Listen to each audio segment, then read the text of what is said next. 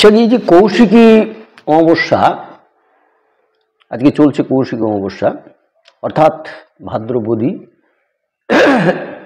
এরপরে অমাবস্যার পরের দিনই যে প্রতিপদ আসছে, শুরু হবে ভাদ্র সুদী। তো পাঁজিতে এরকম লেখা থাকে, আমরা দেখেছি ভাদ্রবদী এবং ভাদ্র সুদী, বা যে কোনো মাসের বদী এবং সুদী লেখা থাকে। তাহলে একটা জিনিস পরিষ্কার হলো যে অমাবস্যার পরে থেকে সুদী আরম্ভ হচ্ছে। যাই হোক, কৌশিকী অমাবস্যা, এই অমাবস্যার আর একটা নাম হচ্ছে আলোক অমাবস্যা, যেটা হয়তো অনেকেই জানে না বা খেয়াল করে না। এই কৌশিকীর আবিধানিক অর্থ অনেকগুলো আছে। যেমন হচ্ছে কি, বিহারের অন্তর্গত একটা নদী, তার নাম কৌশিকী। ঋষি বিশ্বামিত্রের জ্যেষ্ঠা ভগিনী, বড় বোন, বড় দিদি, তার নামও হচ্ছে কৌশিকী। আবার কৌশিকী একটা রাগিনী, কৌশিক রাগের রাগিনী হচ্ছে কৌশিকী। এটা পুরিয়া এবং অজয়পাল অথবা বসন্ত সায়ারির সঙ্গে পঞ্চম অর্থাৎ পা যোগ করে যে রাগিনী উৎপন্ন হচ্ছে তার নাম কৌশিকী। আবার আমরা শুনেছি কৌশিক বস্ত্র, সেই কৌশিক বস্ত্র মানে হচ্ছে কৌশিকী। কৌশিক বস্ত্রটা কি না, গেরুয়া ধরনের একটা রেশমের বস্ত্র, তার নাম হচ্ছে কৌশিক বস্ত্র। সেই কৌশিক বস্ত্র যিনি পরিধান করে আছেন তিনিও কৌশিকী, কৌশিকী বস্ত্রটাও হচ্ছে আবার কৌশিকী।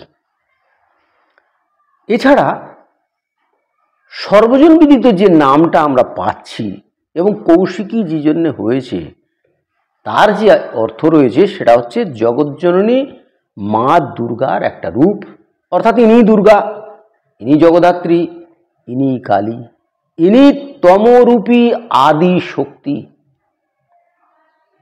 তো কৌশিকী আমরা জানি অসুরের সঙ্গে যখন যুদ্ধ হয়েছিল, বিভিন্ন অসুরের সঙ্গে যুদ্ধ করার জন্যে বিভিন্ন রূপ ধারণ করেছিলেন আমাদের এই জগজ্জননী মা কালী বা মা দুর্গা বা মা চণ্ডী, যাই বলি।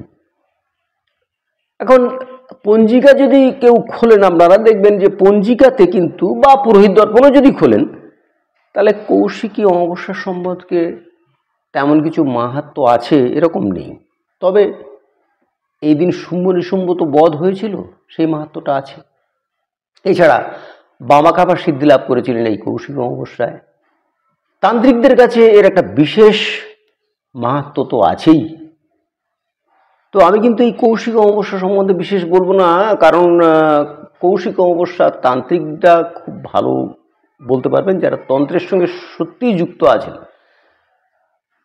আর আমি তো সেইভাবে তান্ত্রিক নই, সেই জন্যে এই কৌশিকী অমাবস্যা নিয়ে তান্ত্রিকই যে কি কি মত আছে তার ডিটেলস আমার পক্ষে বলা সম্ভব নয়। কিন্তু এর আগের দিন যে চতুর্দশীটা গেল, এই চতুর্দশীটা হচ্ছে অঘোর চতুর্দশী। এই দিন একটা ব্রতর কথা কিন্তু আমরা বিভিন্ন জায়গায় উল্লেখ পাই, বিশেষত মৎস্য পুরাণে এর ভূয়সী প্রশংসা করা হয়েছে, এই অঘোর চতুর্দশী ব্রত।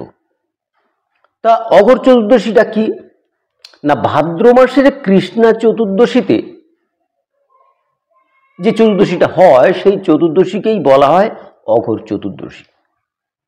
আর এদিনে ব্রত করতে হয় কখন না, প্রদোষকালে, অর্থাৎ রাত্রি আরম্ভের প্রথম 4 দণ্ড এই ব্রতটা করতে হয়।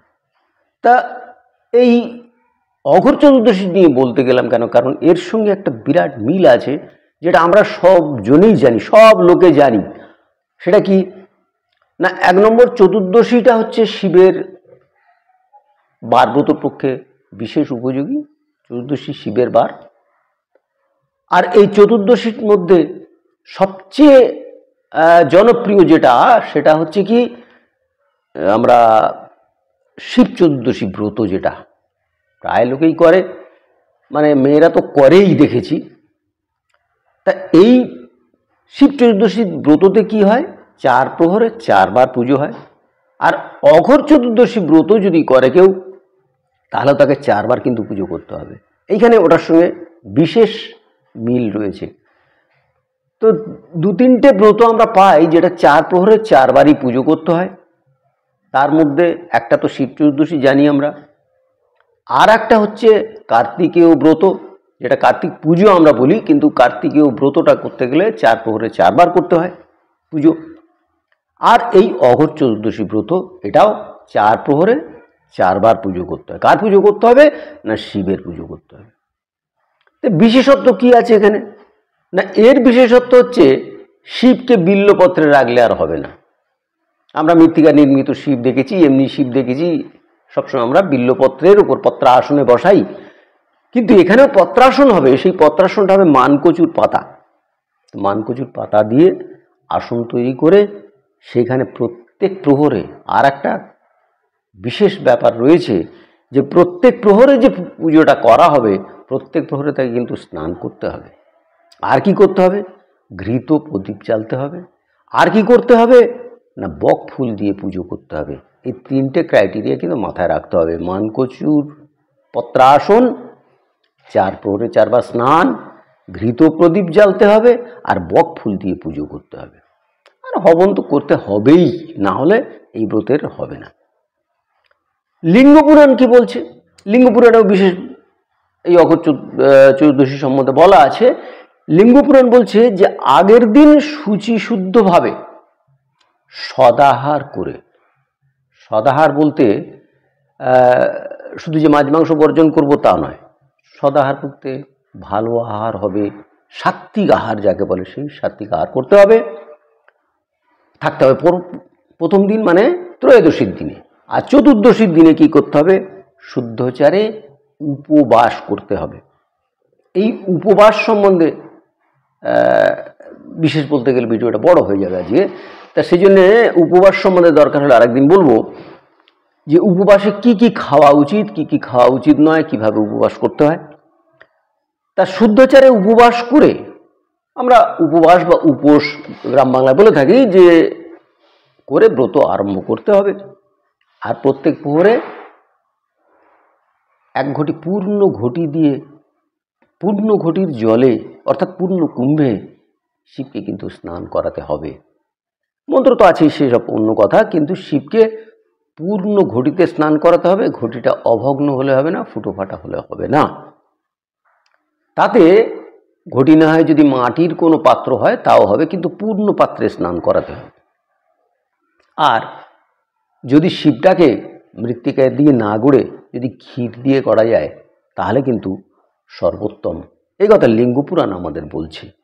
তো এইভাবে 4 প্রহরে রাত্রি জাগরণ করে পরের দিন যেমন একাদশীর পারণা করে, উপবাসের পারণা হয়, সেইভাবেই পারণা করবে। এইভাবেই অঘোর চতুর্দশী ব্রতটা করতে হবে। যারা শিব ভক্ত, যারা শিবকে খুব বেশি মনে প্রাণে একদম শিবময় হয়ে গেছেন, তারা যদি শিবলোক প্রাপ্ত হতে চান, তাহলে লিঙ্গপুরাণ বলছে বা অন্য পুরাণও বলছে যে এই অঘোর চতুর্দশী ব্রতটা করা দরকার। সুতরাং কৌশিকী অমাবস্যা যেমন তান্ত্রিকদের, তেমন আমাদের যারা তান্ত্রিক নই, যারা গৃহী, যারা সাধারণ মানুষ, তাদের পক্ষে কিন্তু এই কৌশিকী অমাবস্যার থেকে অঘোর চতুর্দশীটা আরও ভালো বলে আমার মনে হয়।